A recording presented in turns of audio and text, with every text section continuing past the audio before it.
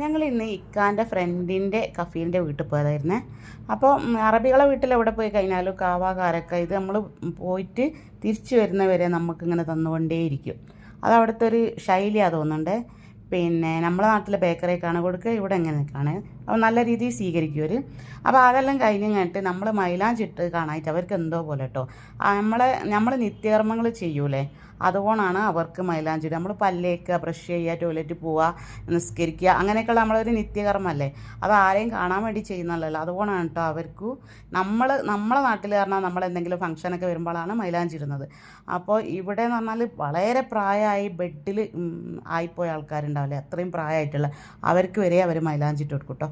അപ്പം നമ്മൾ മൈലാഞ്ചി ഇട്ട് കാണാനായിട്ട് അവർക്ക് എന്തോ പോലെ. അപ്പം അമ്മ മൈലാഞ്ചിയൊക്കെ സെറ്റാക്കി തന്ന് നല്ലപോലെ ഫുഡൊക്കെ തന്ന് സൽക്കരിച്ച് അതിൻ്റെ പുറമെ അത് ആ മൈലാഞ്ചി കുറേ നമുക്ക് റെഡിയാക്കി തന്ന് പിന്നെ എങ്ങനെ സെറ്റ് ആക്കണം എന്നുള്ളത് പറഞ്ഞന്ന് പിന്നെ പൊടി